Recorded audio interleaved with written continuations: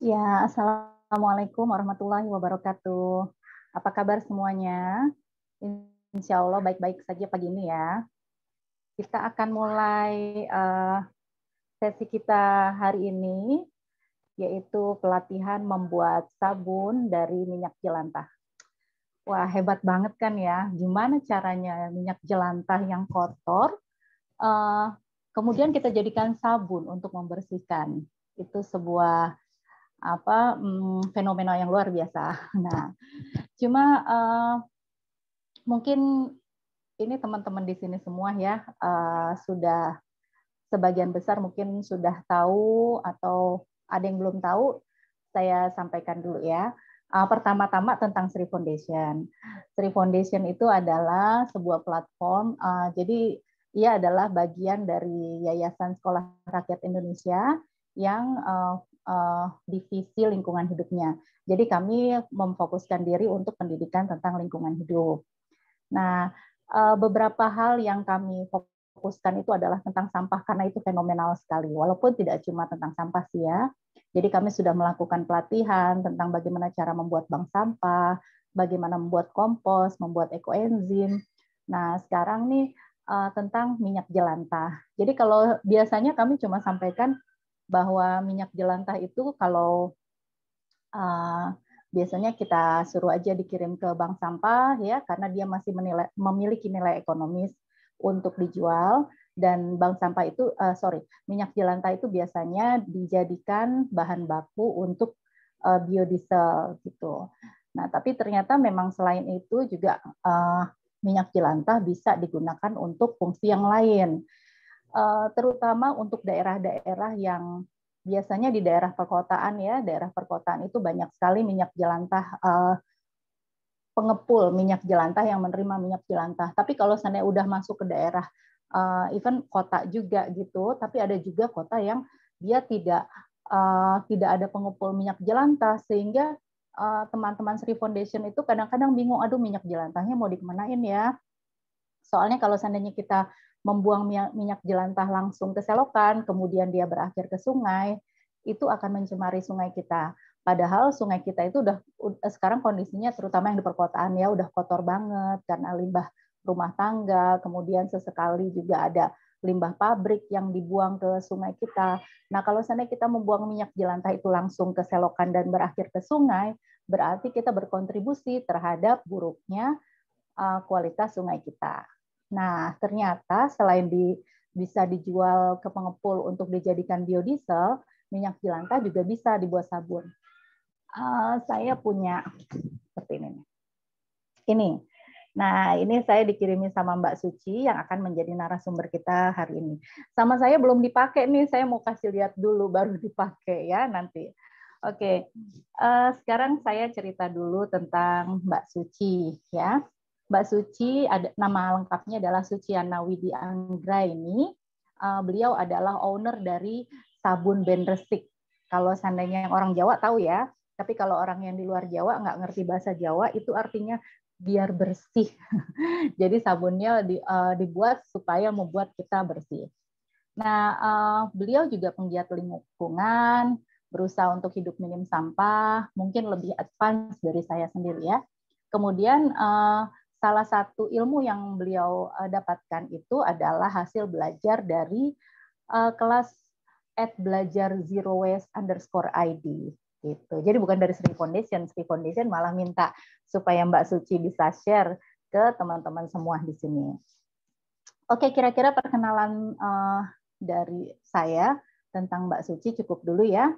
Sekarang silakan, kita akan memberi kesempatan kepada Mbak Suci, narasumbernya, untuk memulai presentasinya tentang membuat sabun dari minyak jelantah. Oh ya, nanti memang Mbak Suci tidak akan melakukan uduk-uduk bikin sabun secara langsung di depan kamera, di depan video, tetapi nanti Mbak Suci akan memperlihatkan video yang sudah beliau rekam duluan untuk dilihat oleh teman-teman. Jadi coba diperhatikan ya. Tapi nanti kalau seandainya ada yang kelewat, kita akan men-share materi di chat Zoom ini, dan juga apa yang kita presentasikan di sini akan direkam dan nanti akan ada di YouTube Sri Foundation ya. Jadi kalau seandainya ada yang ketinggalan, silakan ditonton ulang.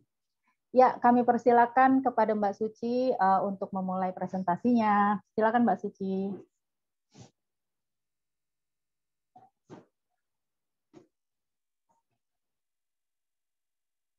Yuk Mbak Suci. Bismillahirrahmanirrahim. Apakah suara saya terdengar jelas? Terdengar jelas, Mbak. Ya, alhamdulillah. Bismillahirrahmanirrahim. Alhamdulillahirabbil alamin. Assalatu wassalamu ala Rasulillah. Rabbi shrah li sadri wa yassir li amri wahlul 'uqdatam min lisani yafqahu qawli. Alhamdulillah, terima kasih atas kesempatannya dari Sri Foundation. Terima kasih atas undangannya untuk saya berbagi di sini. Sebenarnya mungkin bukannya lebih advance ya, cuman lebih duluan tahu kali ya gitu. Nanti kita di sini bisa belajar bareng tentang membuat sabun minyak jelantah. Ini sabun minyak jelantah ini saya dulu pertama-tama belajar bikin sabun ini pakai minyak jelantah gitu. Jadi mungkin memang apa ya, ada tantangan tersendiri gitu untuk sabun minyak jelantah karena minyaknya harus kita proses dulu sebelum dipakai untuk membuat sabun gitu.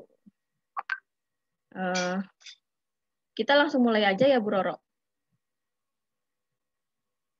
Iya, langsung aja Mbak. Boleh, oke. Iya, itu juga kan ada juga yang tanya ke saya tuh Mbak, ini minyak dari minyak jelantah apa boleh buat cuci tangan gitu katanya. Oh iya.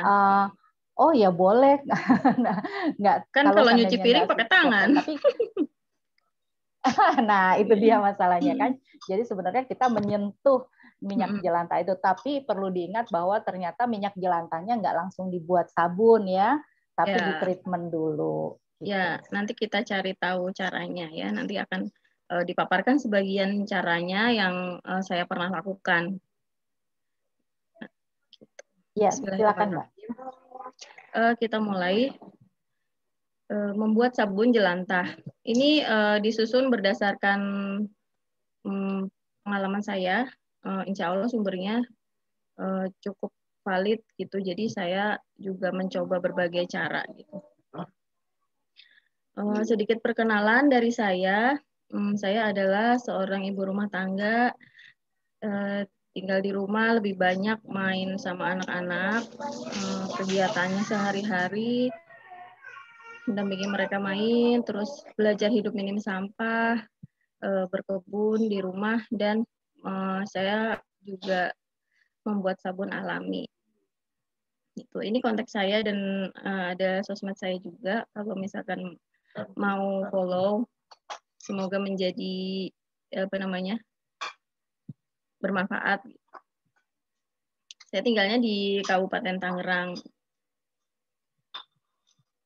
Ya, sekarang kita mulai berkenalan dengan minyak jelantah. Jadi sebenarnya minyak jelantah ini adalah used cooking oil yang sudah dipakai biasanya lebih dari 2 kali. Minyak jelantah ini mengandung banyak senyawa yang berbahaya bagi tubuh. Nggak hanya bagi tubuh, tapi dia juga berbahaya bagi lingkungan. Jadi kita nggak boleh langsung buang buang minyak jelantah ke selokan misalnya, atau lewat dituang di bak cuci piring misalnya gitu. Nanti karena dia akan menyumbat saluran air gitu. Minyak jelantah ini adalah minyak yang sudah tidak layak digunakan lagi untuk memasak.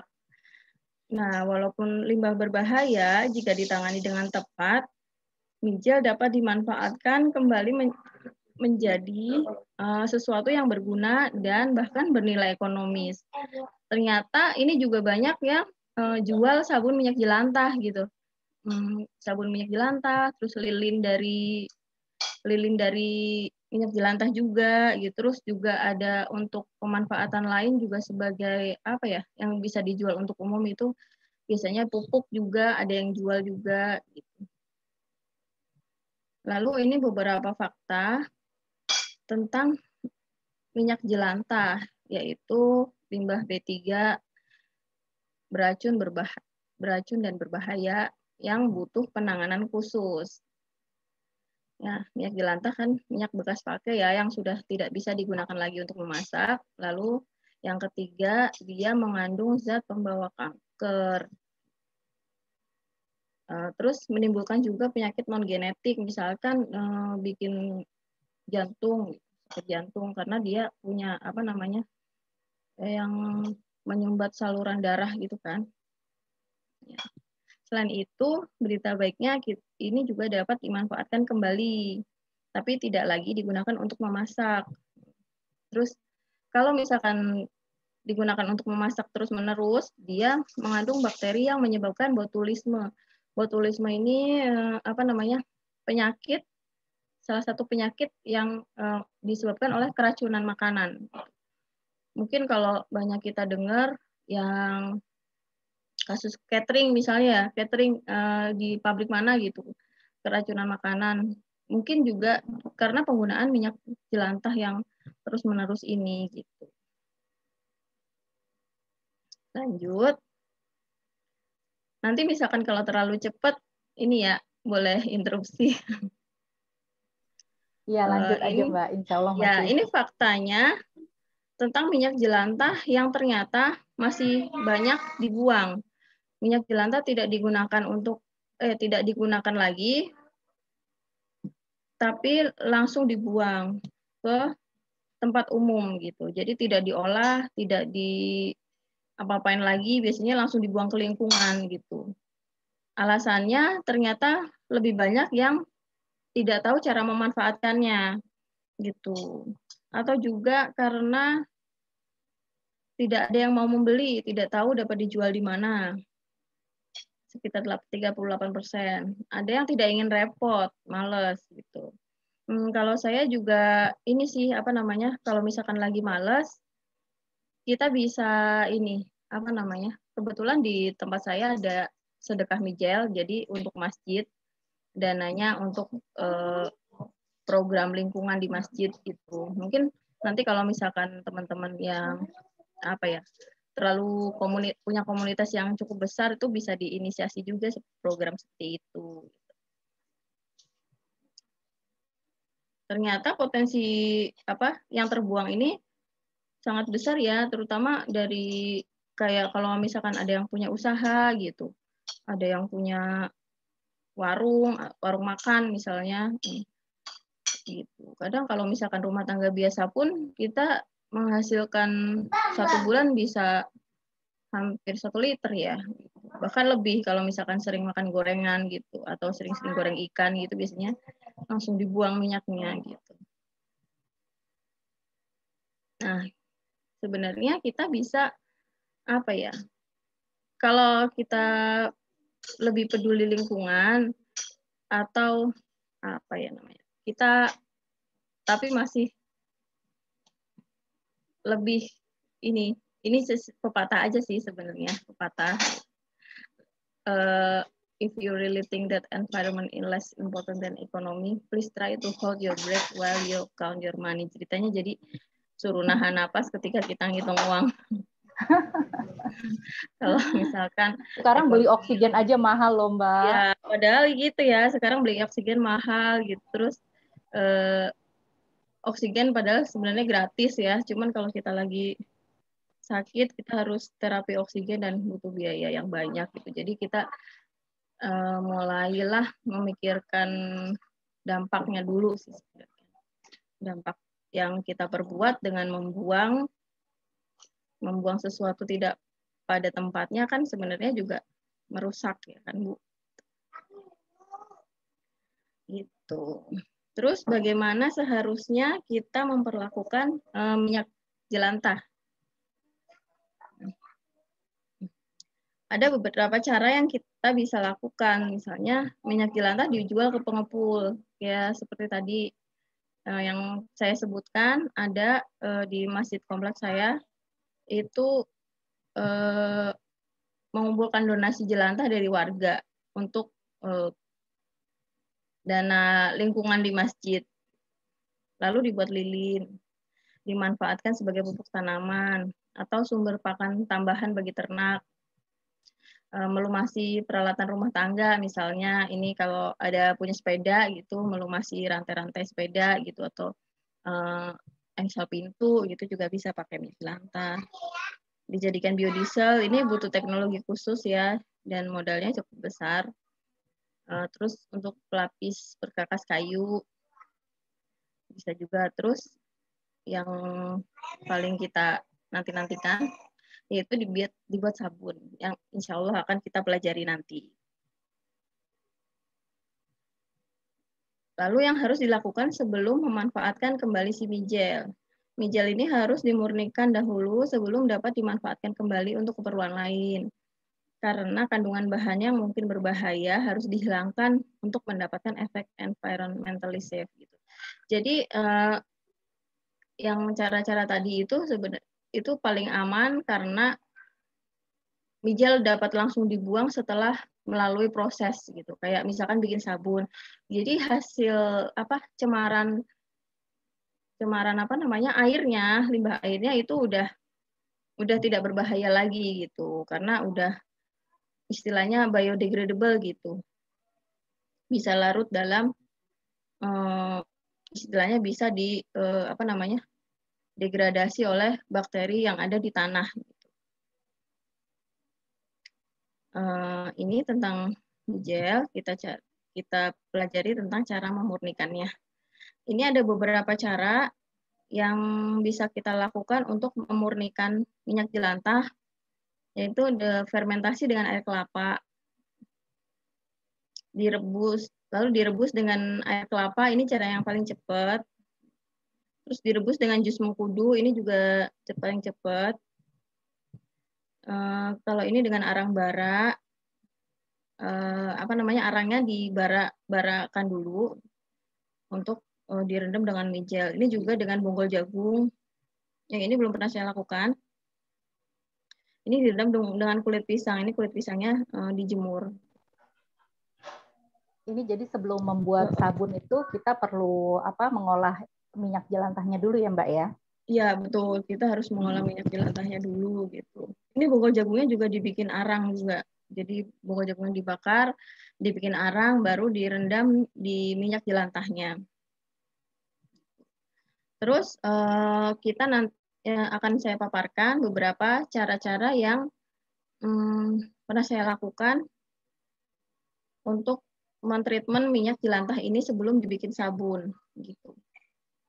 Yang paling sering saya lakukan adalah fermentasi ini karena lebih mudah bagi orang yang maksudnya nggak banyak konsen ke situ gitu. Jadi saya juga bikinnya cuma sesekali aja gitu.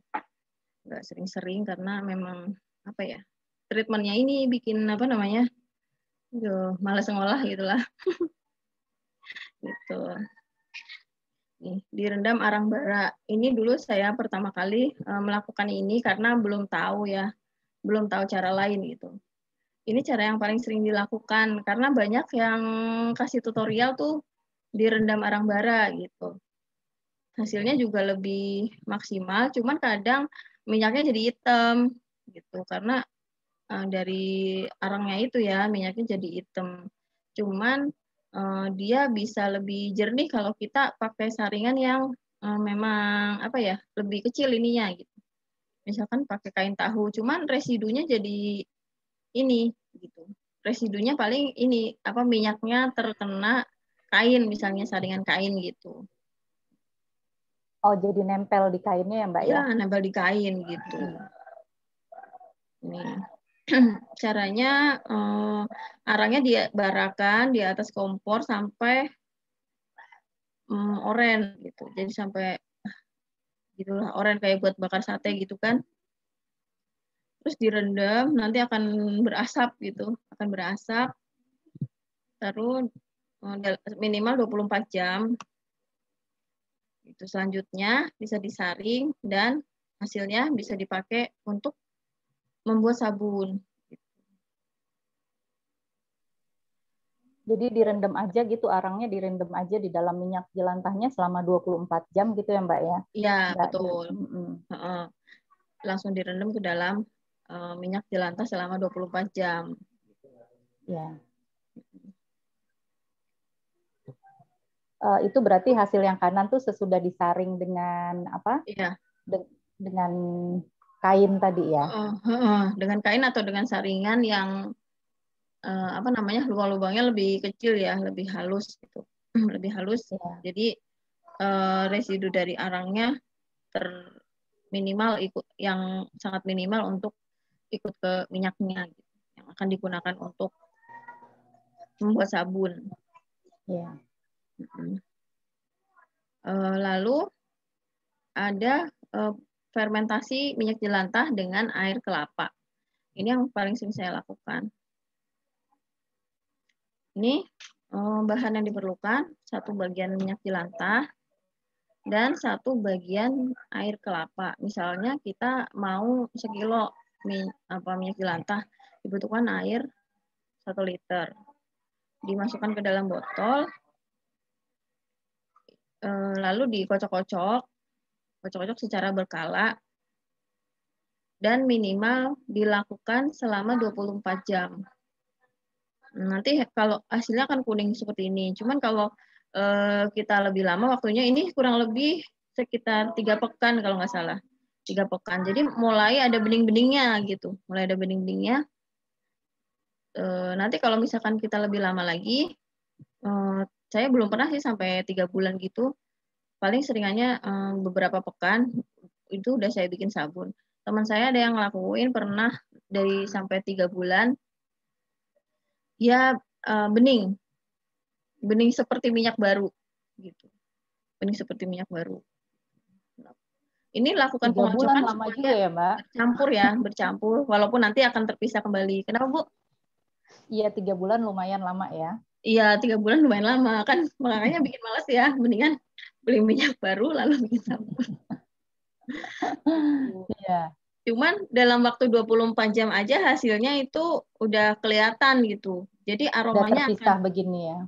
akan terpisah, pasti akan terpisah. Kan dia kan masa Minyak jenisnya sama beda air. ya. Iya. Jadi makanya kenapa kita lakukan pengocokan secara berkala, yaitu untuk berusaha ini ya, apa namanya, menyatukan, bukan menyatukan sih, apa sih? Ya supaya mereka terfermentasi gitu. Cuman walaupun begini nanti juga akan istilahnya mungkin apa sih, proses kimianya nggak di dalam inilah ya, di dalam botol ya. Iya. Jadi terus nanti ini akan menghasilkan gas. Jadi sesekali harus dikendorin tutupnya. Terutama kalau lebih dari 24 jam ya, dikendorin tutupnya, terus ditutup lagi, tutupnya dikencengin lagi gitu. Jadi seperti buat ekoenzim juga ya? Ya, seperti buat ekoenzim gitu. Jadi dia akan, botolnya akan menggembung biasanya. Iya. Dia bau tengiknya akan hilang. 24 jam itu udah terlihat, bau tengik akan hilang dan minyaknya beraroma kelapa segar. Iya. Setelah Ini itu, benar. setelah masa fermentasi yang ditentukan, ambil minyak jelantah sebanyak yang diperlukan. Jika masih ada sisa, bisa ditambahkan mijil lagi sebanyak yang diambil untuk difermentasikan kembali. Gitu. Tidak ada batas waktu dalam fermentasi mijil ini. Semakin lama akan semakin baik hasilnya. Gitu. Jelantah akan jadi lebih jernih. Lalu, Iya. Mbak Suci, sebelumnya ini di chat udah ada pertanyaan. Nanti pertanyaan-pertanyaan akan kita jawab di sesi tanya jawab ya. Sekarang kita akan dengarkan dulu presentasi dari Mbak Sucinya dulu ya. oke, baik. Ya. Lanjut ya.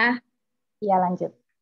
Nah, sekarang direbus dengan air kelapa. Ini juga cara yang cukup sering saya lakukan. Kalau misalkan ada apa namanya, workshop seperti ini, saya sarankan panitianya untuk ini praktek dengan direbus air kelapa karena lebih cepat ya gitu. Nih, perbandingannya juga sama, 1:1. Rebus sampai air kelapanya habis. Tandanya mendidih tapi tidak bergejolak. nanti juga dia baunya udah bau kelapa nih kalau direbus pakai air kelapa itu baunya tapi baunya lebih lebih apa namanya lebih santer baunya gitu. Baunya lebih kelapa gitu. Terus bisa juga dikasih aromatik ya misalnya pandan, dikasih pandan atau cengkeh atau jahe atau sereh misalnya gitu untuk menambah efek aromatik gitu. Pas direbus seperti ini, apinya bergejolak tapi dia nggak nyiprat-nyiprat. Cuman bergejolak aja gitu, bergejolak kayak kita goreng air gitu. Cuman nggak nyiprat-nyiprat sih.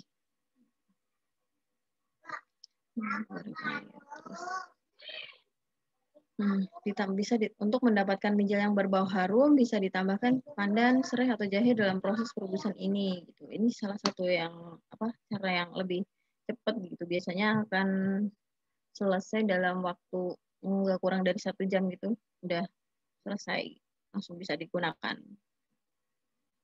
Nah, ini didiamkan dalam kulit pisang kepok. Ini pisang kepok. Ya, caranya kulit pisang kepok ini juga sebanyak apa yang namanya volumenya sebanyak minyak jelantah. Kulit pisang kepoknya ini dijemur sampai kering, sampai kehitaman kulitnya gitu. Terus ini dimasak kayak goreng kulit pisang kepok gitu. Ini bisa dilakukan beberapa kali sampai kulit pisang kepoknya itu menghitam. Kalau misalkan dirasa belum cukup jernih, gitu bisa diganti dengan kulit pisang kepok yang baru gitu. Cuman ini juga residunya lumayan gitu karena kulit pisang kepoknya udah nggak bisa dipakai lagi. Terus ini jadi berminyak gitu loh. Residunya jadi berminyak. Kalau arang tadi kan bisa dipakai lagi nih sampai berapa kali gitu. Kalau ini udah nggak bisa dipakai lagi gitu. Jadi kita nggak bisa dikompos juga ya, sulit dikompos ya. Kalau dikompos pun komposnya jadi berminyak gitu kan. Maksudnya resiko ininya kurang, residunya masih kurang ramah lingkungan gitu loh. Jadi kalau misalkan kita bisa cari yang lebih residunya lebih rendah, kita pilih yang itu aja gitu. Ini kita cuma coba-coba gitu mana yang lebih efektif gitu. Hasilnya cukup bening ya, Bu, cukup bening. Lumayan warnanya bagus ya, seperti minyak yang baru. Seperti minyak baru gitu. Cuman residunya yang kurang ramli lah gitu. Nah, ini ada disclaimer dari saya. Jadi pemurnian minyak jelantah yang diajarkan tidak dimaksudkan untuk penggunaan kembali untuk keperluan memasak. Ya, jadi tidak boleh digunakan untuk keperluan memasak. Cuman kita gunakan untuk membuat sabun, lilin, atau tujuan non kuliner lainnya gitu. Kalau misalkan dibuat pupuk itu juga harus ditreatment juga kayak gini gitu. Pupuk tambahan atau misalkan buat pakan ternak itu juga kita dimurnikan seperti ini lagi gitu. Misalkan ada pihak yang tidak bertanggung jawab yang menyalahgunakan informasi ini, saya berlepas diri dari itu. Insya Allah enggak ya teman-teman, maksudnya ini memang kita tujuannya untuk memanfaatkan kembali, bukan sebagai misalkan ada yang di luar sana ada yang curang gitu kan, maksudnya udah dimurnikan tapi dijual kembali dalam bentuk minyak curah ya? Misalnya, iya kan ada juga yang seperti itu.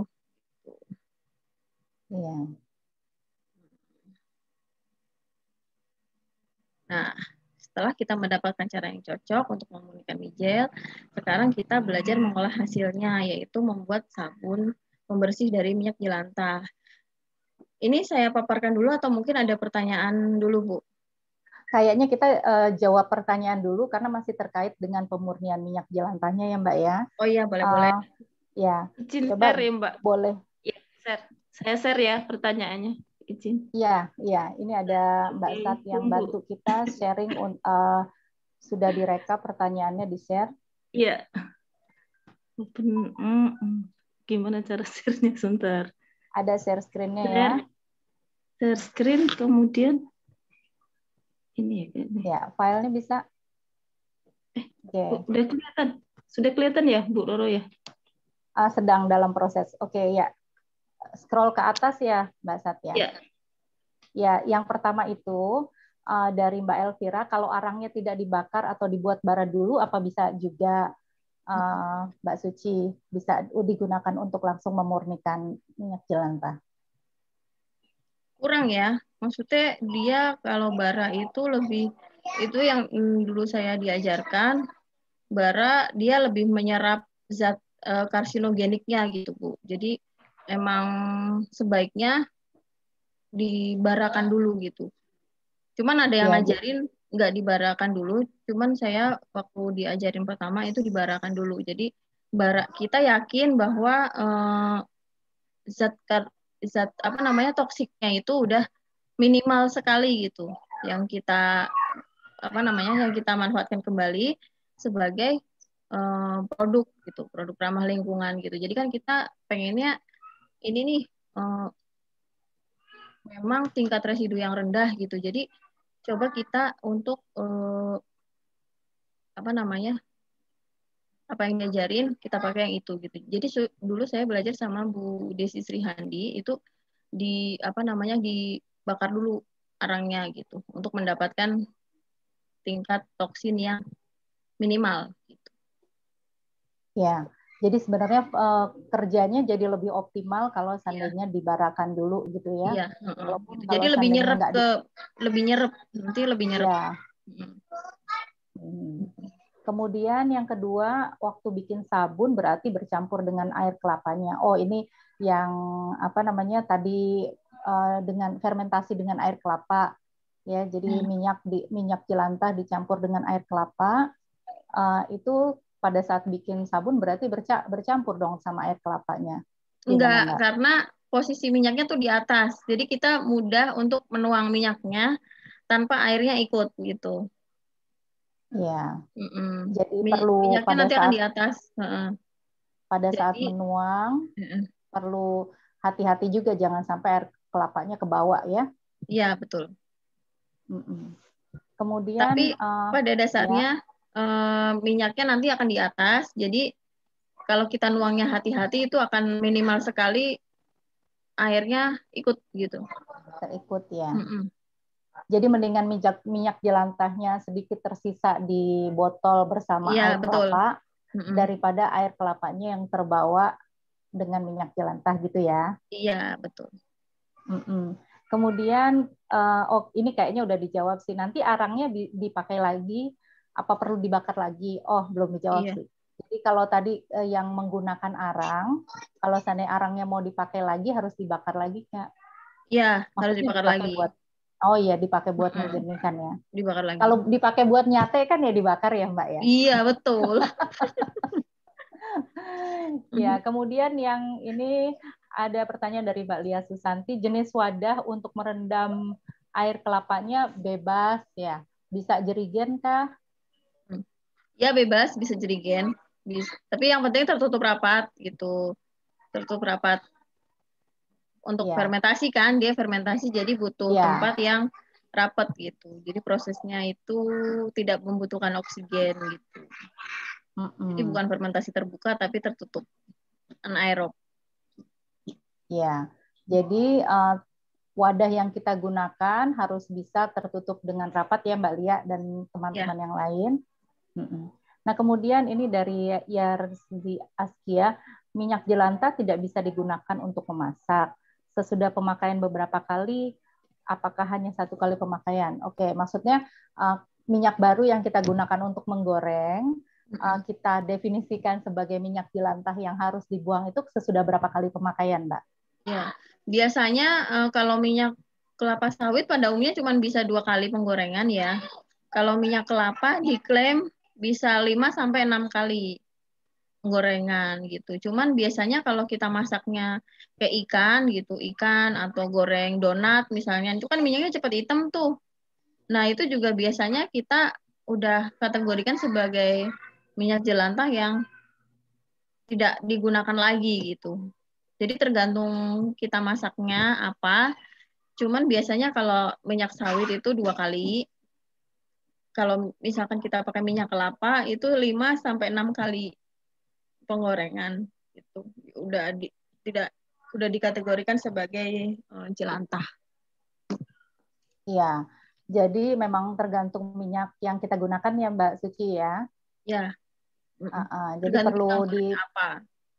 Ya, sama menggoreng apa. Mudah-mudahan teman-teman nih perlu paham juga nih tentang minyak tak jenuh gitu ya. Iya. Nanti karena sebagian minyak, kalau kenapa minyak jelantah nggak kita pakai lagi, misalnya sesudah 2 kali gitu, karena kalau seandainya kita pakai, dia malah akan bukannya memberikan kesehatan kepada kita, malah memberikan potensi penyakit. Apakah itu potensi kanker, atau misalnya yang paling gampang itu kolesterol gitu ya misalnya ya.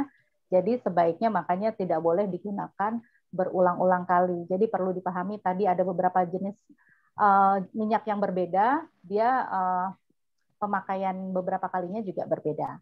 Oke, kita lanjut ke selanjutnya. Ini masih kaitannya karena masih kaitan dengan pemurnian minyak tadi ya Mbak ya. Ini jenis air kelapanya bebas ya. Oh sorry, saya kelewat. Saat proses fermentasi dengan air kelapa, pengocokan dan pembukaan botol dilakukan berapa kali dalam sehari Mbak? Saya sih nggak berapa kali gitu ya, cuman saya ngerasa kalau misalkan itu botol yang gembung, saya buka botolnya ujungnya agak mengeras, nah itu saya buka, saya kendorin tutupnya, lalu dikencengin lagi. Cuman kalau berapa kalinya, berapa ya? Kita feeling kayaknya nih. Kayaknya harus nyoba gitu. Iya. Kalau seandainya mau aman, pokoknya setiap hari ada dibuka gitu ya. Biasanya paling saya siang gitu, kalau lagi pas kelihatan kan di dapur gitu. Kelihatan bisa 2 kali, bisa 3 kali gitu dalam sehari gitu. Cuman sih nggak sampai meledak, cuman botolnya gembung itu kemungkinan nanti akan jatuh, gelinding gitu. Oke. Ya. Kan ujungnya itu ya, jadi Karena apa nggak namanya, rata ya, bawahnya jadi nggak nggak rata, ya itu Uh-uh. akan gelinding gitu. Ya. Biasanya kayak gitu.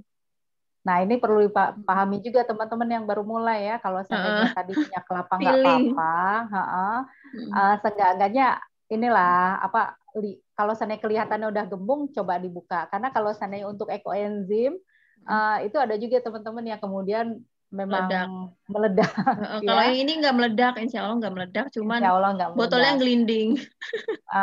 Karena udah nggak rata lagi bagian bawahnya. Iya, betul, nggak rata lagi. Oke, selanjutnya air kelapanya. Apa ada air kelapa tertentu, Mbak? Air kelapa Jenisnya. saya ini sih minta sama tukang kelapa yang di pasar sih ya gitu. Kalau air kelapa muda kan sayang tuh. Iya. Iya. Air kelapa yang di ini aja, jadi bekas pedagang biasanya saya minta. Di tukang kelapa kan mereka buang kan gitu. Jadi mereka ngasih gratis gitu. Nah, Air ini kelapa muda ekonomi sayang sirkular juga. banget ini nih. Iya. Ya kan? Jadi kelapa tuanya dipakai diparut buat kita masak, sementara air kelapanya biasanya kalau di pasar dibuang. Nah, ini sama Mbak Suci digunakan untuk fermentasi minyak goreng. Iya. Gratis apa minta, Mbak? Minta apa bayar? Gratis sih, Bu, gratis. Dikasih gratis. gitu.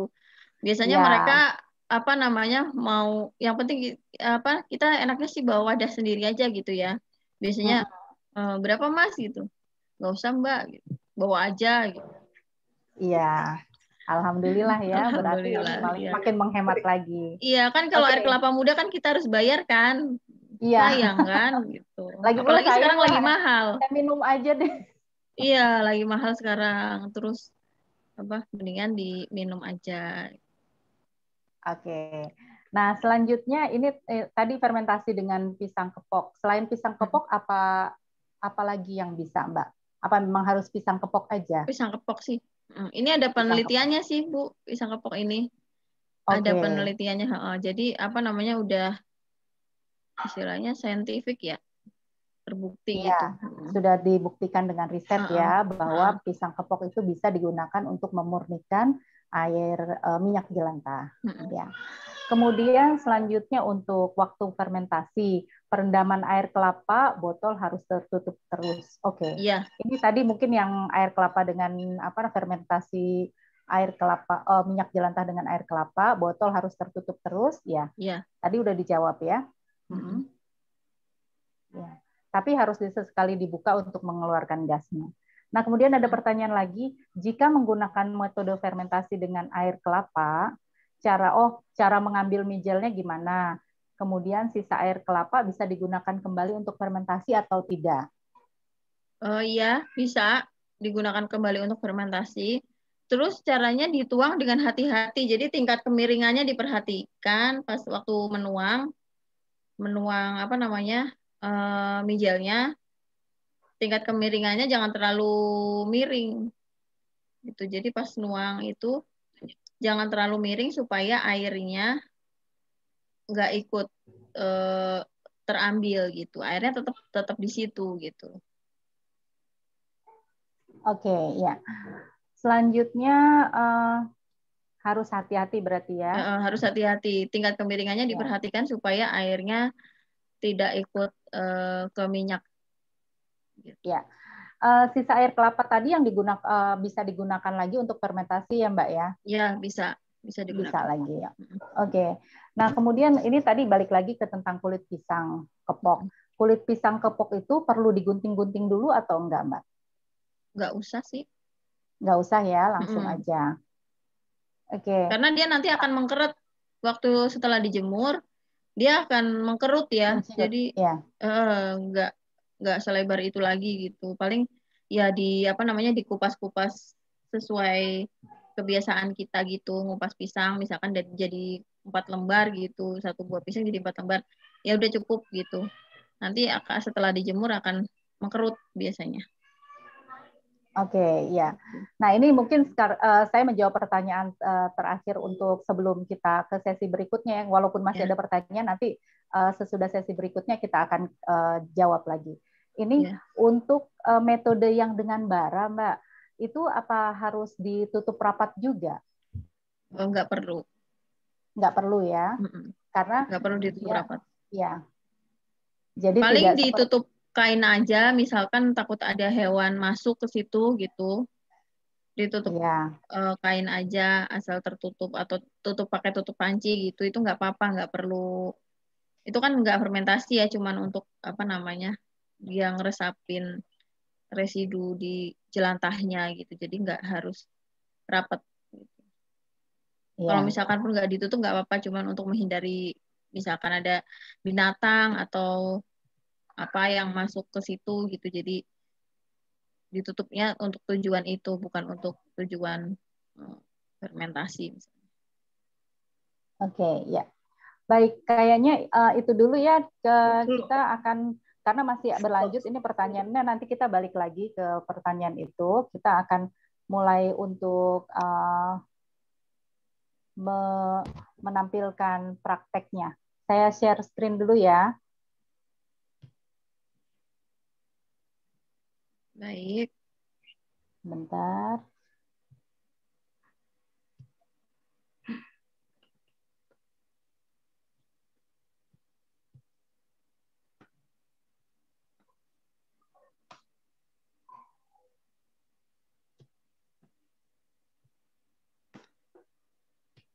Sebentar, ini nggak muncul.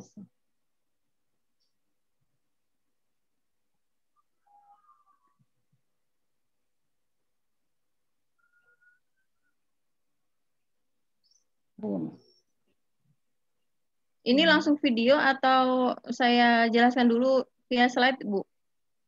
Oh iya, boleh dijelaskan dulu. Tadinya saya mau share videonya, tapi kita dijelaskan dulu via slide. Saya jelaskan dulu aja ya. Iya, sip. Oke, jadi setelah kita pilih nih tadi cara yang paling sesuai untuk treatment mijelnya. Setelah itu baru kita membuat sabun mijel. Ini perlengkapannya, perlengkapan dan keamanannya, kita menggunakan sarung tangan, masker, dan celemek jika diperlukan. Gitu.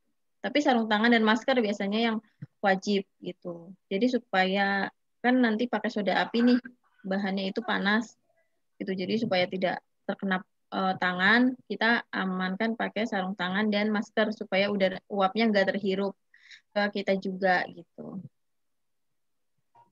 Lalu ini ada alat dan bahan. Kita menggunakan timbangan digital. Lalu ada 2 buah baskom.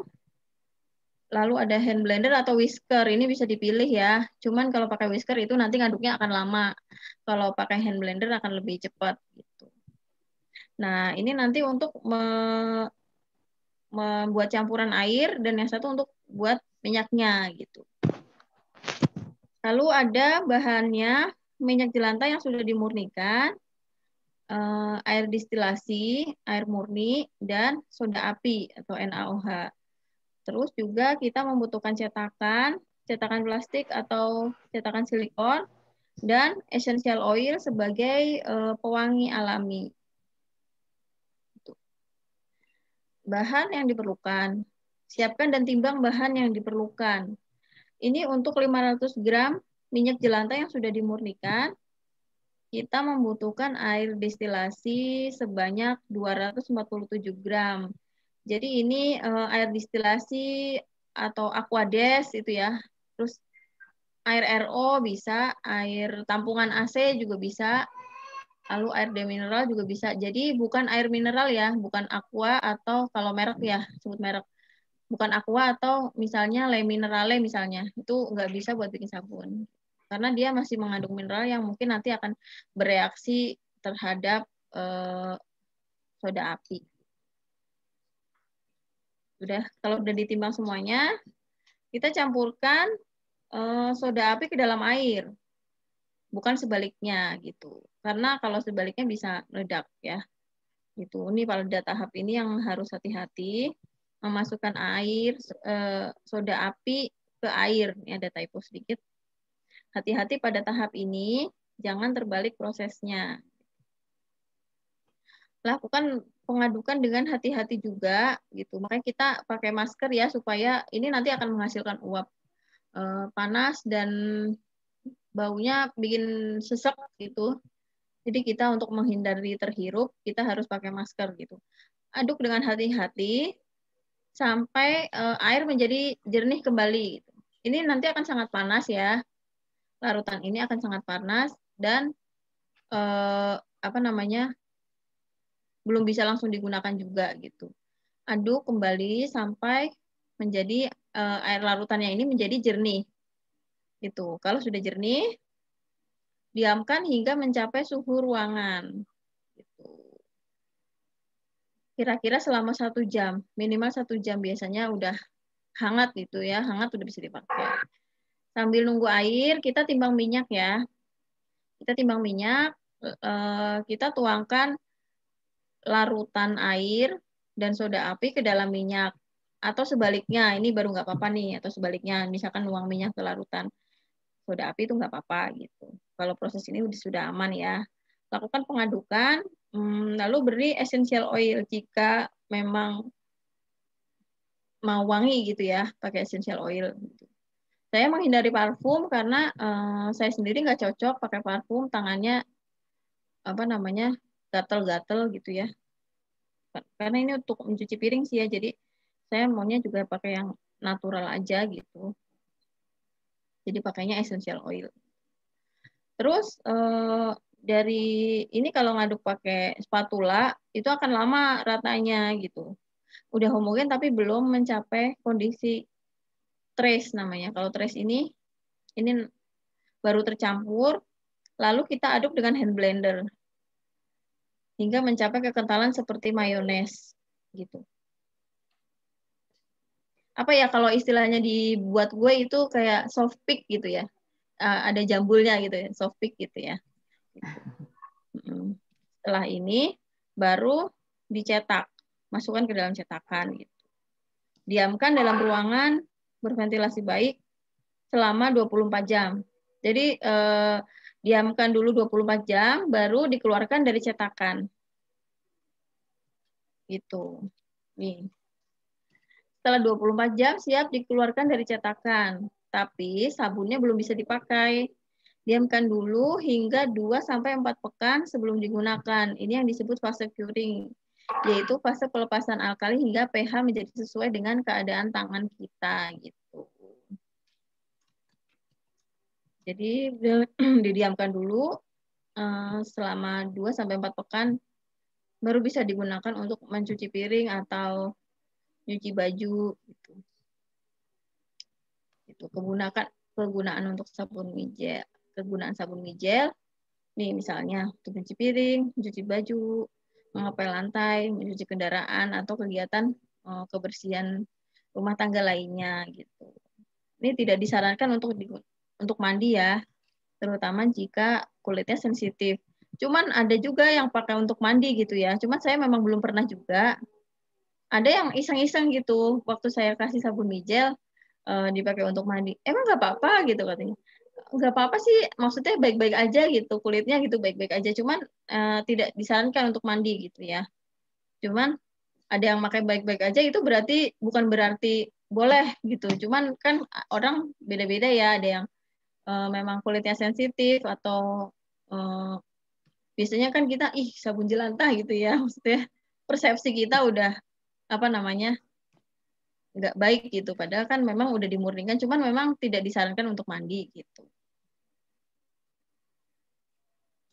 Selamat mencoba. Udah. Baik, Sekian ya. presentasinya, saya akhiri sampai di sini. Jazakumullah khairan. Terima kasih sudah menyimak dan mungkin sekarang kita lihat videonya ya, video waktu saya praktek bikin sabun jelantah. Untuk jika nanti ada pertanyaan, boleh disampaikan kembali. Gitu. Oke, terima kasih Mbak Suci atas paparannya. Kita akan tayangkan video Mbak Suci praktek membuat sabun dari minyak jelantah ya. Kak Tasya bisa tolong di-share. Nanti pertanyaan-pertanyaan yang ada di chat, kita akan jawab kembali sesudah kita menonton video ini. Ya.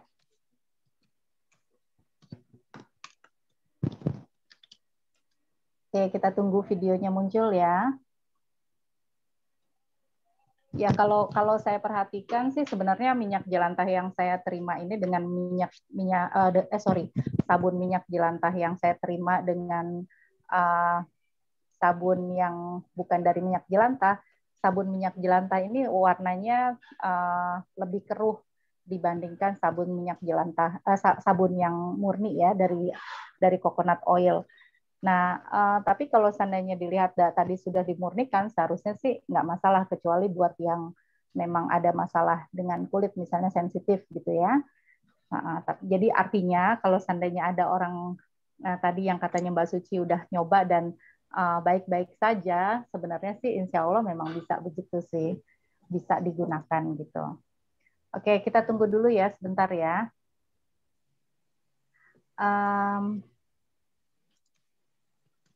Ya.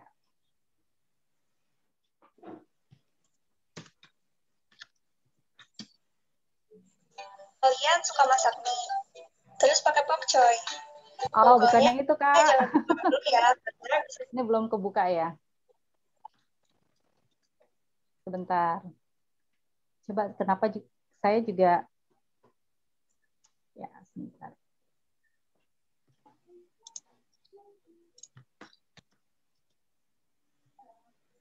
Oh, kalau screen saya bisa nggak ya?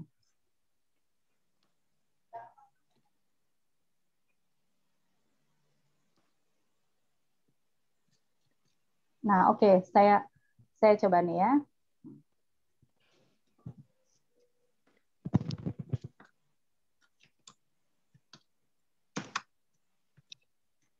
Sorry sebentar.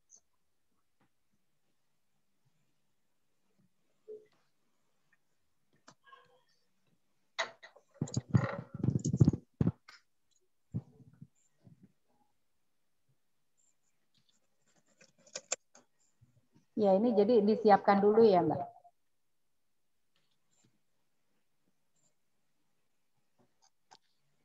Disiapkan dulu, kita pakai pengamannya dulu.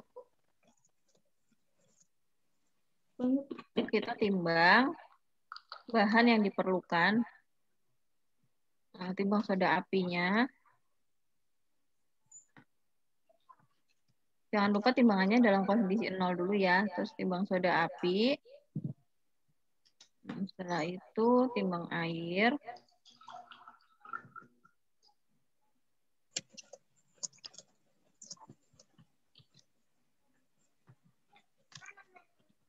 Nah, kita masukkan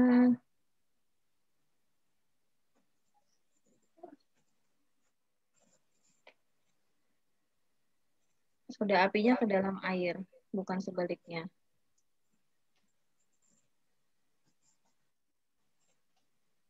Diaduk-aduk sampai larutannya jernih kembali.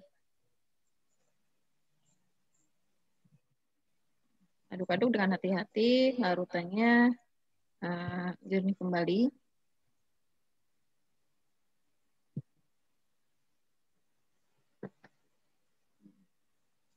Kita tunggu air sampai mencapai suhu ruangan. Sambil menunggu, kita timbang minyak.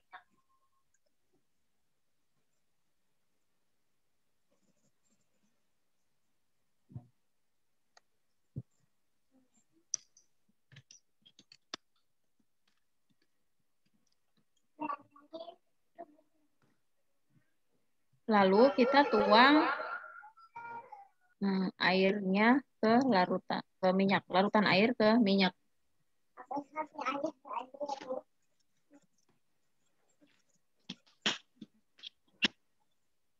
Lalu kita campurkan, lalu beri essential oil sebagai pewangi alami.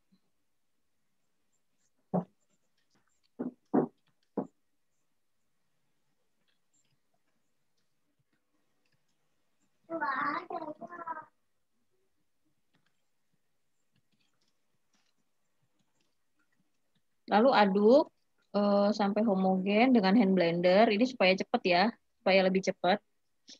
Kalau pakai whisker tadi bisa, cuman akan lebih lama prosesnya gitu.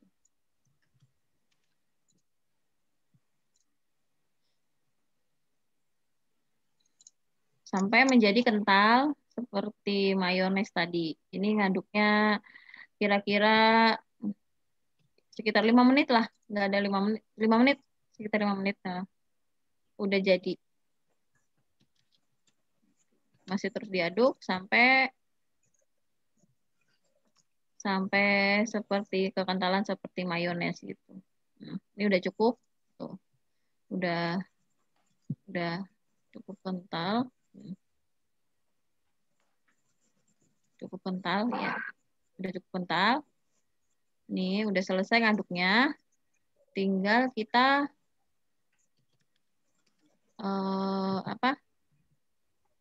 cetak. Cetakan. Tuang ke cetakan.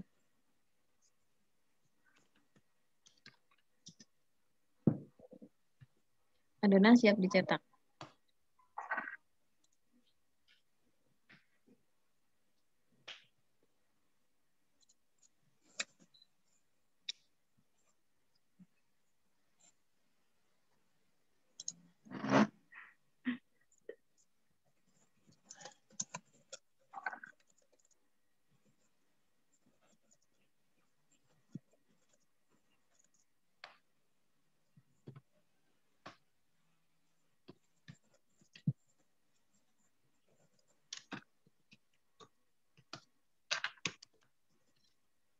Ketuk supaya adonan sabun jadi padat. Ini biasanya karena suka ada yang ini ya, ada berlubang di itunya, di bawahnya.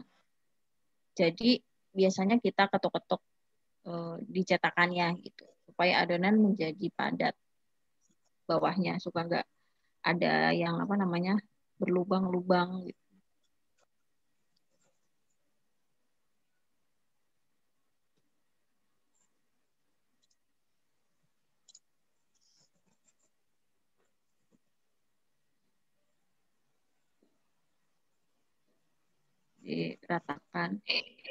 diratakan, lalu selesai. Biasanya ditutup dengan kain. Ditutup dengan kain aja. Ya, kita diamkan dulu selama 24 jam sebelum dilepas dari cetakan gitu. Ini proses saponifikasi ya. Jadi nanti biasanya adonan akan menjadi panas gitu, akan menjadi panas dan dalam 24 jam dia biasanya sudah ini ya, sudah apa namanya? Sudah suhunya sudah normal dan kita bisa potong. Gitu.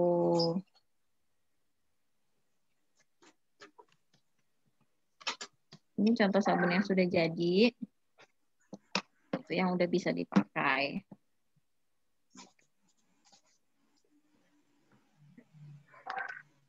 Oh iya, saya juga mau kasih ini tips. Kalau yang saya terlupa kasih di slide-nya. Jadi nanti kalau misalkan mau membersihkan bekasnya, bekas kita bikin sabun, itu usahakan juga pas 24 jam.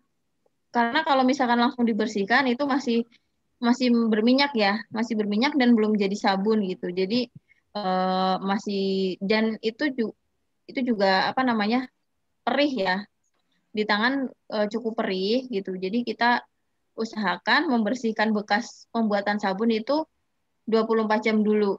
Biarkan 24 jam dulu, diamkan. Sambil kita ini, maksudnya udah jadi sabun juga gitu. Jadi lebih mudah dibersihkan wadahnya gitu. Wadahnya juga. Terus jadi sekalian pas mau motong juga setelah itu baru dibersihkan wadahnya gitu. Yuki. Ya. Oke, sebentar. Ini sepertinya Zoom yang Sri Foundation-nya down. Tapi untung tadi udah sampai akhir ya videonya ya. Jadi udah bisa apa namanya semuanya dapat ya. Oke. Oh ya, ada lagi Ibu. Ya. Ada lagi yang perlu yang terlupa, ada yang terlupa. Jadi peralatan yang sudah digunakan untuk membuat sabun itu tidak bisa lagi digunakan untuk makan ya. Misalkan blender nih, kita udah nggak bisa buat bikin makanan dari blender itu. Jadi usahakan terpisah. Misalkan kita pakai hand blender yang nyari apa yang setiknya bisa dicopot. Nah, itu bisa tuh dipakai gitu. Setiknya bisa dicopot. Kita bisa, jadi mesinnya aja yang digunakan kembali gitu. Setik yang udah kontak dengan larutan sabun itu nggak bisa digunakan kembali gitu. Beserta wadah-wadahnya atau cetakannya juga gitu. Nggak bisa lagi untuk cetakan kue misalnya gitu. Jadi kita punya peralatan yang terpisah dengan peralatan membuat makanan. Seperti itu. Ya, silakan Bu Roro. Ya, jadi sebenarnya itu tingkat kehati-hatian yang tinggi ya Ibu-ibu ya. Kalau seandainya kita menggunakan sesuatu yang sudah apa namanya digunakan untuk membuat sabun, nanti khawatirnya masih ada residu di peralatannya itu, nanti takutnya termakan oleh kita. Oke. Ya, selanjutnya kita akan berlanjut balik ke pertanyaan-pertanyaan. Ini banyak sekali pertanyaan, jadi kita berusaha untuk menjawab pertanyaan yang itu dulu ya Ibu-ibu. Supaya tuntas. Boleh di-share screen-nya, Mbak Sat? Oke, siap. Share screen. Ya, tadi kita mungkin ada beberapa pertanyaan yang masih berkaitan dengan tadi cara memurnikan minyak jelantah ya. Jadi tadi kan disampaikan bahwa sebelum kita membuat sabun dari minyak jelantah, kita harus memurnikan dulu. Jadi, nah proses memurnikan ini tadi ada beberapa cara. Tadi ada pertanyaan yang belum terjawab. Kita udah sampai nomor berapa tadi ya? 13 Bu. Sampai 13. Oke, berarti yang nomor 14 nih. Bu Widi, air kelapanya yang 13 belum. 13. Oh, 13 yang belum. Oke. 13 belum. Mbak, saya pernah dengan fermentasi zeolit. Ini bagaimana ya? Kemudian dari beberapa metode yang di-share oleh Mbak Widi, mana yang paling baik? Silakan. Kalau zeolit saya belum pernah juga sih, Mbak. Jadi saya nggak tahu. gitu. Kurang tahu saya kalau zeolit. Cuman kalau pakai yang di share tadi, saya paling suka yang difermentasi dengan air kelapa gitu, karena dia tingkat residunya paling kecil gitu. Ya, jadi bisa kualitas sabun yang kita buat bisa lebih baik mungkin ya Iya, daripada lebih baik. Dia menggunakan baunya akan cara yang lebih lain. enak juga nih pakai minyak kelapa. Oh, Baunya karena akan lebih pengaruh dengan ya. air kelapanya itu ya. Gitu. Oke. Ya, selanjutnya dari Rahajeng, Bu Widi, air kelapanya yang seger ya katanya. Maksudnya habis dibuka langsung dicampur sama minyaknya. Soalnya kadang dari pasar suka riweh dan air kelapanya masuk kulkas. Bisa tetap dipakai nggak kalau gitu, Bu? Gimana, Nggak Mbak Widi? apa-apa sih. Yang penting nggak basi. Yang penting nggak basi. Ya, air kelapa kan kadang-kadang kalau seandainya kita ambil kemudian kita biarkan dalam suhu ruangan selama beberapa jam, nanti udah turun kualitasnya ya istilah basi itu ya. Jadi jangan sampai begitu ya Mbak ya. Jangan sampai basi gitu. Kalau misalkan mau disimpan dulu di kulkas nggak apa-apa. Misalkan kita belum sempat nyampur, kita taruh dulu di kulkas nggak apa-apa gitu. Oke, ya. Tapi yang Nah, penting nggak terus basi. ya, jadi perlu diperhatikan ya, jangan sampai nanti kita kurang menjaga kualitas air kelapa, nanti malah minyak jelantah yang kita gunakan kualitasnya turun, sehingga nanti sabunnya juga kualitasnya nggak baik gitu. Oke, selanjutnya apakah minyak jelantah yang sudah disimpan lama masih bisa digunakan? Karena untuk mendapatkan 1 jerigen minyak jelantah butuh waktu berbulan-bulan. Ya, gimana tuh Mbak Widi? Iya, ini mungkin sekalian menjawab pertanyaan nomor 16 ya, gitu. Oke, ya. Kan mirip-mirip nih. Masih bisa sebenarnya digunakan ini yang tengik pun bisa, yang tengik gitu. Tapi tingkat fermentasinya lebih lama ya kalau yang tengik ya. Jadi saya juga pernah nyoba yang tengik, yang udah lama sekali memang saya sengaja nggak setor-setorkan gitu, atau mungkin saya lupa gitu ya kok atau ini ada toples minyak jelantah gitu. Saya coba fermentasi nih dengan air kelapa ini gitu. Hasilnya sih bau kelapa itu dalam beberapa pekan sih, tapi 2 minggu kayaknya sih itu baunya udah bau kelapa gitu. Kalau udah tengik nggak mungkin sehari ya, bisa sampai 2 pekan gitu misalnya itu bisa. Oke, jadi itulah hebatnya sumber daya alam ya. Jadi walaupun udah tengik juga dia masih ada potensi untuk memperbaikinya gitu. Iya. Oke. Cuman kalau kita malas ngolah, kita bisa setorkan juga ya. Kalau misalkan memang terlalu ribet gitu. Biasanya kan memang banyak, nunggunya yang cukup lama gitu ya, sampai berapa pekan gitu. Itu nggak apa-apa gitu. Jadi sebenarnya kan ibu-ibu nih di sini punya alternatif ya. Oke, sorry, mungkin ada bapak-bapak ya. Ibu-ibu dan bapak-bapak punya alternatif nih. Kalau seandainya punya minyak jelantah, pertama apakah mau bikin sabun atau misalnya kalau seandainya ada pengepul, apa mau disetorin aja ke pengepul jadi uang gitu kan. Nah, cuma kadang-kadang di daerah-daerah yang memang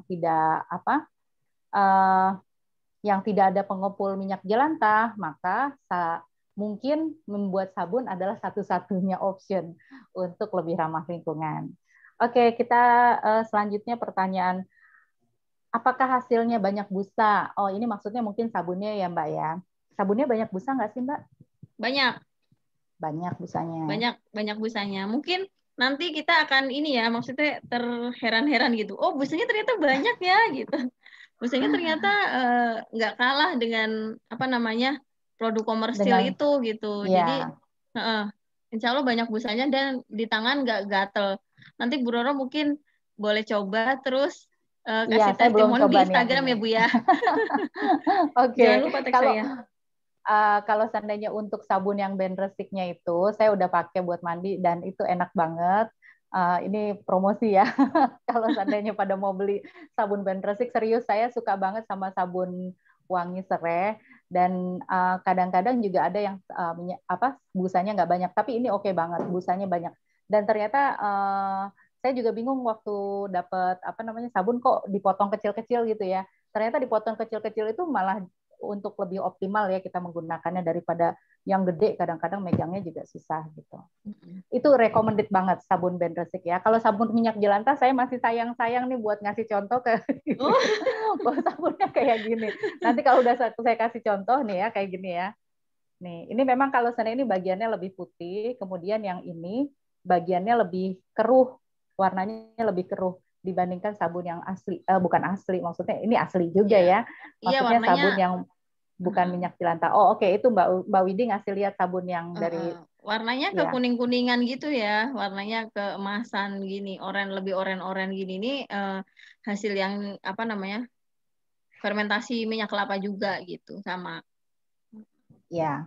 pakai minyak kelapa. Oke, tapi recommended ya, Iya. sabun band resik recommended. Oke, selanjutnya ini ada pertanyaan. Saya sudah merendam minyak jelantah dengan daun pandan. Apa harus direndam dengan air kelapa juga? Apa cirinya minyak jelantah bisa digunakan untuk membuat sabun? Ini kalau dengan daun pandan ini belum menghilangkan toksinnya ya, mungkin cuma sekedar aromatik saja gitu. Jadi ini pemurnian yang kita lakukan dengan cara fermentasi atau dengan arang ini dengan tujuan untuk menghilangkan atau menurunkan kadar toksin yang terkandung dalam minyak jelantah gitu. Jadi tetap harus dilakukan treatment ulang ya. Boleh pilih caranya, bisa direndam dengan air kelapa atau dengan arang gitu. Terus jadi baru bisa digunakan untuk membuat sabun gitu. Jadi di treatment dulu gitu. Terus ciri-cirinya bisa digunakan untuk membuat sabun. Itu tidak berbau tengik ya. Mungkin dari kasat mata, dari kita udah bisa ngelihat perubahan fisiknya gitu. Misalkan aromanya jadi lebih tidak menyengat, terus dari bentuk apa namanya larutan mijelnya itu enggak lebih jernih atau tidak terlalu hitam ya, terlalu hitam gitu. Biasanya kalau di treatment dengan yang tadi saya sebutkan, dia akan merubah bentuk fisik juga gitu. Larutannya warnanya akan lebih baik dari mijel gitu. Cuman biasanya aromanya ya yang berasa itu aromanya gitu. Aromanya berasa. Jadi kembali diingatkan bahwa fungsi kita menjernihkan minyak jelantah ini adalah untuk detoksifikasi ya.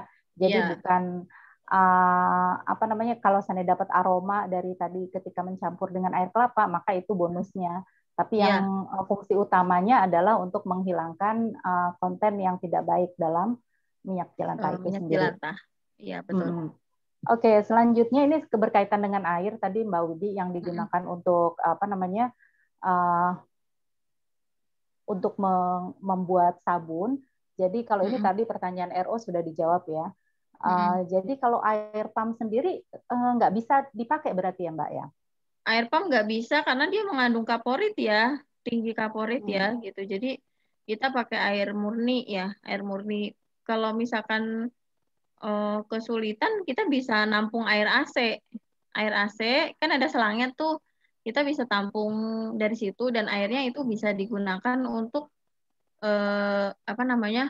pembuat sabun tadi. Itu bisa air RO. Air RO itu air isi ulang, biasanya reverse osmosis itu ya. Isi ulang. Air demineral itu kalau saya sebut merek bisa pakai Amidis atau Cleo, itu bisa gitu. Atau yang mudah air tampungan AC gitu. Ya, mungkin kalau yang nggak punya AC di rumahnya, kalau saran saya sih pakainya itu aja, Cuma di Jakarta. Distill water itu ya. Tadi Distill water, betul. Karena nanti kan tetap perlu ke toko kimia untuk beli soda apinya kan. Oh iya, ada juga di toko kimia biasanya namanya Aquades gitu. Ya, Aquades sama distill water sama sih sebenarnya. Iya. Ya. Nah, cuma kalau misalnya untuk RO sendiri, saya juga perlu memberitahu ini penelitian saya tentang air. Jadi kalau untuk air isi ulang, sebenarnya dia dirancangnya bagus gitu dengan menggunakan teknologi reverse osmosis. Tapi beberapa survei di Bekasi tentang kualitas air isi ulang itu 30%-nya mengandung coliform bakteria gitu. Karena apa? Karena kemungkinan pedagang air isi ulangnya tidak mengganti filter dengan rutin atau tidak membersihkan filter dengan baik gitu, sehingga kualitas air yang dihasilkan itu jadinya tidak sesuai dengan yang direncanakan gitu. Jadi kalau mungkin di awal-awal oke, tapi misalnya kan harusnya filternya diganti terus tuh. Nah, mungkin kalau dia terlambat ganti filter atau misalnya mencucinya nggak rutin, akhirnya jadinya kualitasnya menurun. Jadi kalau saya saranin sih pakainya itu aja, Aquades aja. Karena kan nanti juga mau ke toko kimia juga kan buat beli soda apinya ya. Ya. Oke, lanjut ke pertanyaan berikutnya. Tentang itu Mbak, tadi hand mixer. Kalau pakai mixer biasa yang buat kue itu bisa nggak Mbak? Bisa. Bisa ya? Bisa. Cuma nanti perlu diperhatikan yang pada saat yang maksudnya bagian yang menyentuh dengan larutan untuk pembuatan sabun itu tidak bisa digunakan lagi untuk membuat kue gitu ya. Jadi kakinya kan itu bisa beli spare part-nya tuh cadangan. Nah, itu bisa yang satu buat bikin sabun, yang buat bikin kue kita beli lagi yang baru gitu. Itu bisa pakai mixer biasa bisa. Cuman perlu waktu yang lebih lama biasanya. Untuk mengaduk dengan mixer biasa ya? Ya, untuk menjadi seperti mayones konsistensinya tadi. Seperti mayones ya. Perlu waktu yang lebih lama. Gitu. Ya. Oke, selanjutnya ini kalau seandainya untuk cuci baju gitu nanti dipakai untuk cuci baju harus dipotong-potong dulu sabunnya ya Mbak ya? Iya, bisa juga. Kalau misalkan kita nyuci baju dengan tangan sih nggak perlu dipotong-potong ya. Cuman kalau misalkan kita mau nyuci baju dengan mesin misalnya itu bisa dilarutkan dengan air. Jadi dibikin cair atau diparut gitu. Diparut terus dijemur gitu sampai kering. Nah, baru bisa dimasukkan ke mesin cuci gitu. Biasanya. Oke. Ya. Nah, terus untuk ini soda api ini menggunakan jenis KOH atau NaOH. Wah, ini orang kimia kayaknya. Persentase antara minyak dan soda apinya berapa? Gitu. Pakainya untuk sabun padat berarti NaOH ya, Mbak? Oke, NaOH ya Ibu-ibu ya. Ya, NaOH. Kalau KOH itu nanti akan menghasilkan sabun cair. Jadi fungsinya beda ya? Ya. Tadi resepnya udah saya share ya? Resepnya udah tadi. Mungkin berarti nanti jadi di situ juga ada prosentasenya juga. Prosentasenya sekitar 33% ya, Mbak? 33% untuk apa? Untuk NaOH-nya, soda apinya. Oke. Soda apinya 33% ya. Ya. Oke, semoga itu menjawab. Selanjutnya, trik apa kalau menambahkan EO wanginya tidak pudar pada saat proses curing? Mungkin pakai yang baunya ini ya, lebih menyengat. Misalkan kayak yang aromatik gitu, kayak sereh gitu. Sereh, terus citronella misalnya, atau peppermint, itu kan baunya lebih pekat ya.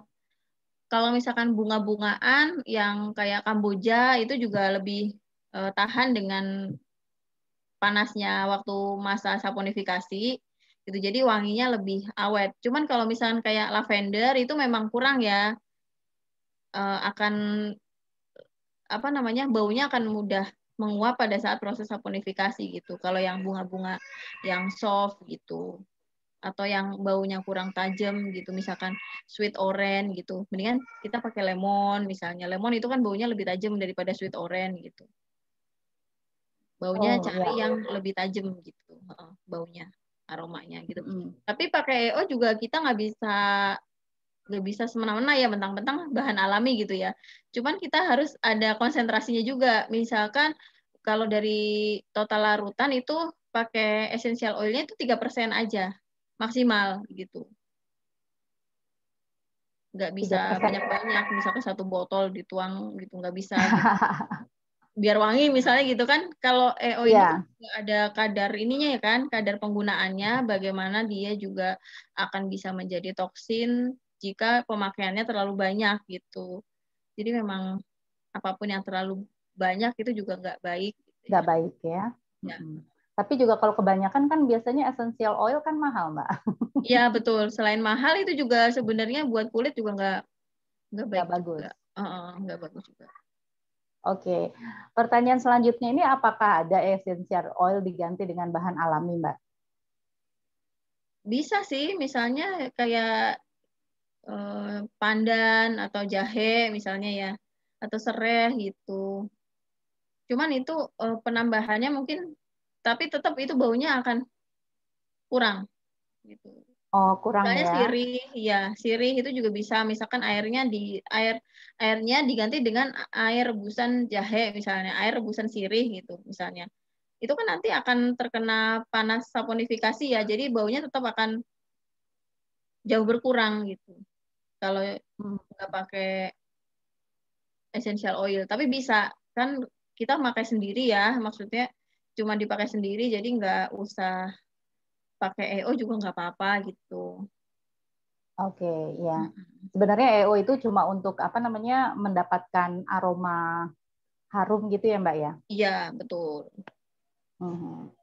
Oke, selanjutnya, pertanyaannya banyak sekali loh, Mbak. Masya Allah. Ya, dalam 1 liter. Oke, ini kayaknya udah. Tapi mungkin masih kurang paham nih, Mbak. Kalau seandainya 1 liter minyak jelantah, berarti larutan alkalinya berapa yang digunakan?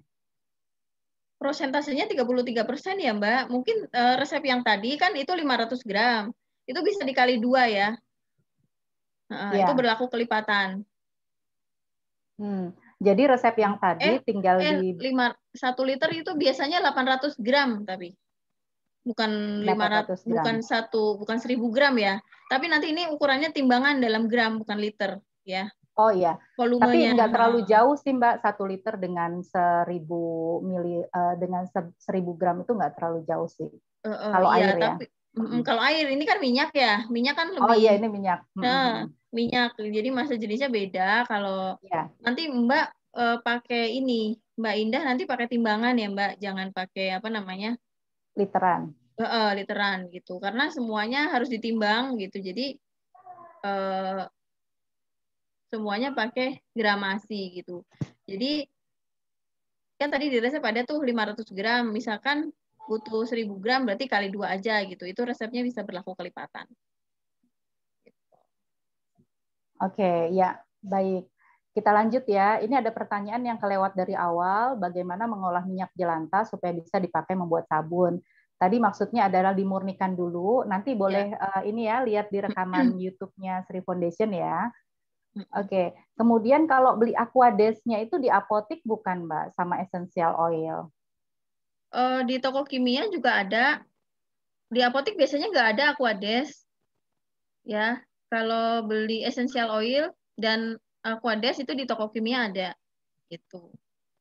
Cuman kalau essential oil di toko kimia ini biasanya kualitasnya nggak tahu. Kita mendingan belinya di apa namanya kayak official store gitu di marketplace gitu lebih aman sih. Tapi kita cari yang official store gitu ya. Jadi supaya kita juga tahu kualitasnya baik gitu. Biasanya kalau di toko kimia itu nggak dijelasin dia grade-nya apa gitu. Ada yang pure, ada yang udah campuran misalnya gitu. Ada yang cuman aromanya saja biasanya gitu kurang dijelaskan. Terus kemasannya juga nggak ada labelnya.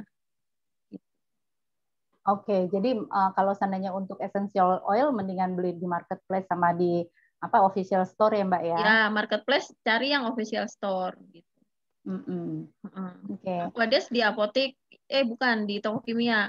Toko Kalau kimia. susah di toko kimia kita bisa juga ke ini ya minimarket ya, yang mereknya Cleo atau Amidis itu bisa. Itu kan air mineral, ya Cleo atau Amidis.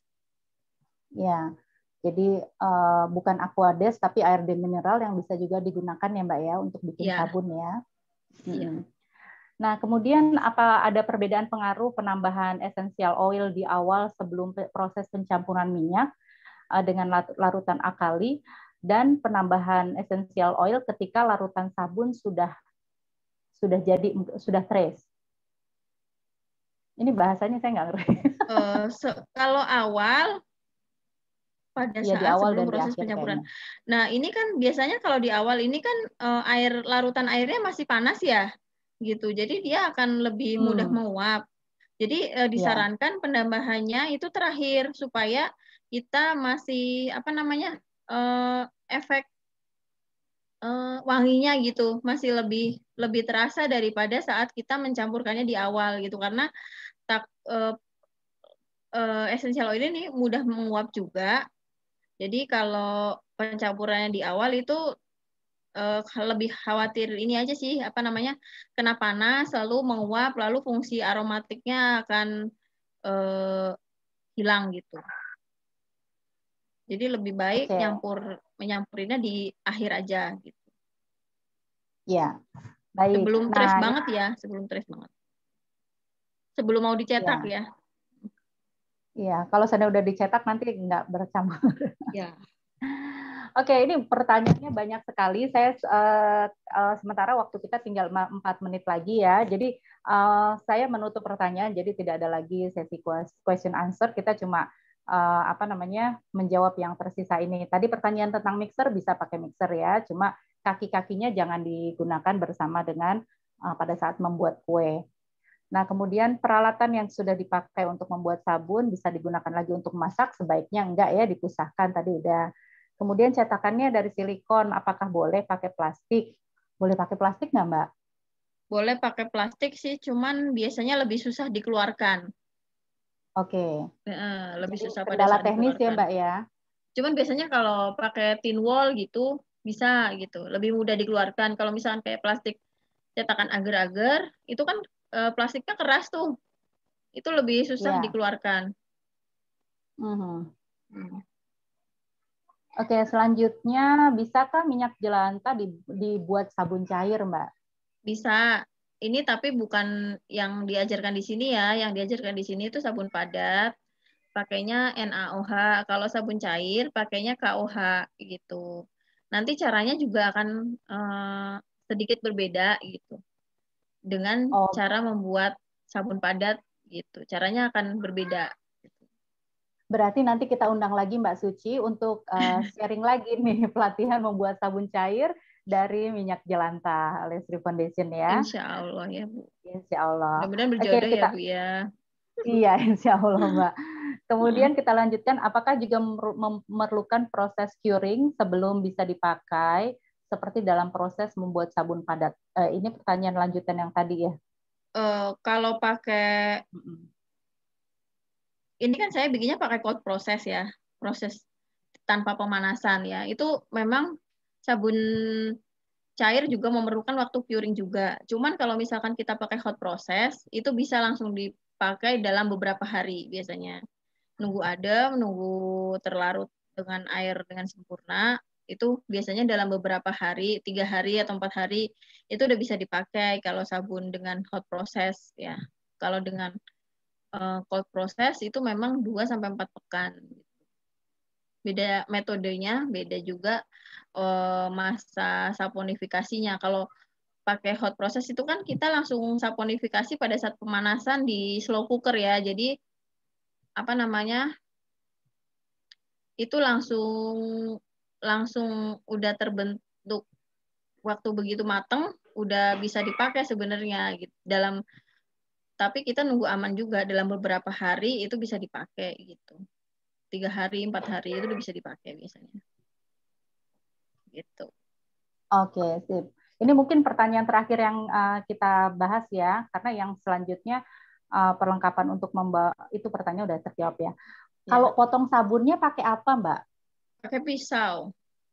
Pakai pisau ya? Iya, pakai pisau. Nggak retak itu? Enggak sih. Enggak retak ya. Maksudnya potongannya sih enggak retak gitu. Potongannya sih baik ya. Maksudnya itu kan dalam 24 jam masih belum terlalu keras ya untuk dipotong dengan pisau, itu pastikan aja pisaunya tajam, jadi nggak merusak tekstur sabun gitu. Oke ya, mudah-mudahan semuanya ini mengerti sampai sini ya. Tapi kalau seandainya nggak mengerti, oh bukan nggak mengerti, maksudnya masih ada pertanyaan sesudah ini bisa kontak Mbak Suci di tadi udah dikasih tahu ya apa namanya ada Instagram, ada email, itu bisa dihubungi. Ada nomor telepon juga. Oh, hebat banget narasumber kita ini sudah sharing nomor telepon. Bisa kontak langsung, tanya ke beliau. Insya Allah kalau seandainya Mbak Suci lagi nggak repot, Mbak Widi lagi nggak repot, Mbak Widi akan menjawab ya. Nah, kemudian untuk sharing materi, kita akan sharing materinya. Kakak Tasya bisa di-sharing materinya di chat ya. Instagramnya apa? Mbak Widi boleh ditulis di chat Instagramnya. Instagramnya itu adalah sabun band resik. Nah, jangan lupa follow Instagramnya Sri Foundation juga ya. Kami chat di sini sebentar.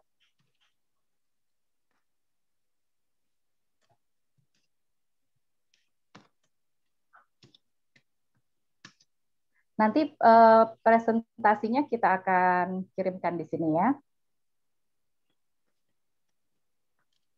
Oke, ini Instagram Sri Foundation. Presentasinya sebentar nanti coba saya. Ya. Oke, sebentar ya.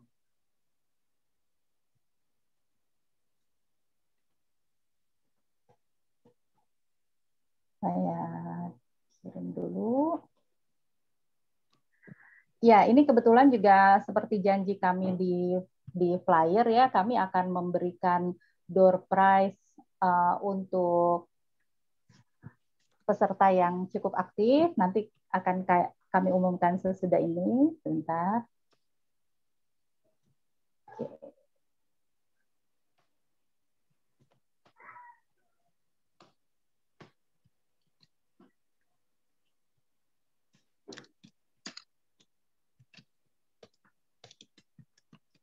Membuat sabun minyak jelantah. Ya, udah terkirim ya, sedang terkirim filenya. Ya, nah tadi kalau seandainya untuk apa? Untuk pertanyaan tentang membuat sabun minyak jelantah ini, kalau seandainya masih ada pertanyaan, silakan di direct pertanyaan langsung ke Mbak Widi. Tapi kalau seandainya ibu-ibu mau ikut di grup chatnya Sri Foundation, kami ada grup chat untuk sharing tentang sustainable living ya. Jadi kita udah pernah mengadakan pelatihan tentang membuat kompos, membuat ekoenzim, membuat epase. Kalau seandainya mau bergabung, silakan bergabung di sana. Nah, kemudian kami juga minta kepada teman-teman semua, kalau seandainya merasa bahwa pelatihan yang kami selenggarakan bermanfaat, maka tolong buat review di Google Review yang ada di chat ya. Ada di sana. Oke, sekarang siapa sih yang mendapatkan door prize? Jadi yang mendapatkan door prize adalah 3 peserta yang cukup aktif dalam kegiatan ini dan mereka akan mendapatkan pulsa 25.000 dari Sri Foundation. Pulsa handphone ya, 25.000 dari Sri Foundation. Yang pertama adalah Kak Elvira, ya. Kemudian yang kedua Fatimatu Zahro, Kak Fatimatu Zahro. Kemudian yang ketiga Mukaromatun Nisa, ya. Ketiga kakak boleh menghubungi admin Sri Foundation di nomor yang saya kasih di chat ya.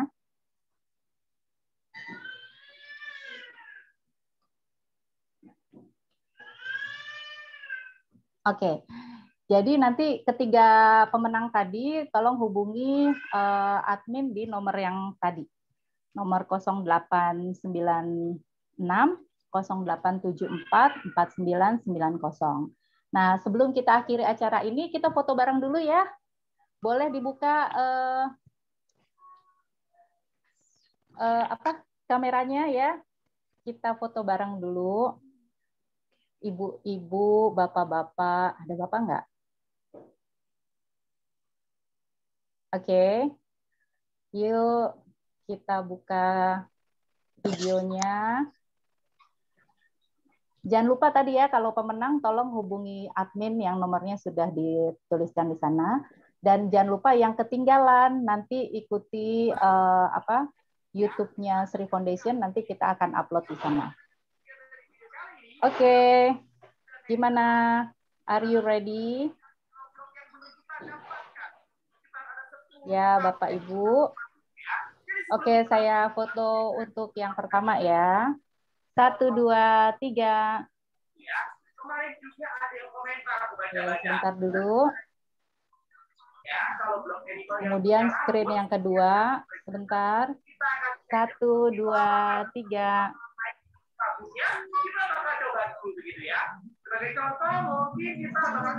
Satu lagi screen ketiga. Yes, mana senyumnya? 1, 2, 3. Oke, screen yang keempat. 1, 2, 3.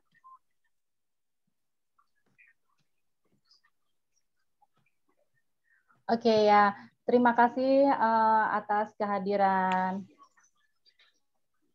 Bapak dan Ibu semuanya pada pelatihan kali ini. Terima kasih banyak kepada Mbak Widi yang sudah membagikan ilmunya tentang membuat sabun dari minyak jelantah. Ini ilmu yang bermanfaat banget dan insya Allah bisa menjadi amal jariah ya buat Mbak Widi. Karena nanti kalau seandainya teman-teman membuat, kemudian mengajarkan kepada yang lain, ini insya Allah akan jadi amal jariah buat beliau. Ya, jangan lupa follow akun Instagramnya Sri Foundation, nanti banyak sekali informasi yang akan kami sampaikan di sana. Oh iya, ada satu, ini saya bisikin dulu ya, Sri Foundation nanti akan mengadakan pelatihan di awal Agustus, saya lupa tanggal 7 atau tanggal 8, kita akan mengundang Mbak Khofsah. Mbak Khofsah itu adalah YouTuber yang followernya udah banyak banget, dan beliau itu membuat tas dari plastik, kemasan plastik. Ini contohnya ya, ada apa namanya, kotak pensil. Nah, beliau akan sharing ilmunya bagaimana membuat kotak pensil dari kemasan plastik. Itu penting banget karena kemasan plastik yang saset-saset itu adalah salah satu kemasan plastik yang sulit untuk didaur ulang di perusahaan besar.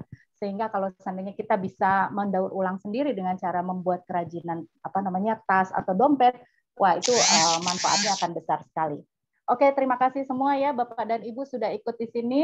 Akhir kata saya ucapkan alhamdulillah. Wassalamualaikum warahmatullahi wabarakatuh. Sampai ketemu di sesi yang selanjutnya. Bye-bye. Waalaikumsalam warahmatullahi wabarakatuh. Assalamualaikum warahmatullahi wabarakatuh. Terima kasih banyak semuanya. Mohon maaf ya kalau misalkan ada kata-kata yang kurang berkenan atau saya salah dalam menyampaikan. Semoga bisa dikoreksi lain waktu. Terima kasih Bu Sri, Bu Widi ilmunya. Jazakumullah khairan katsira. Wa jazakumullahu khairan. Terima kasih Mbak Indah semuanya. Pamit Mbak Widi. Ya. Mbak Sri.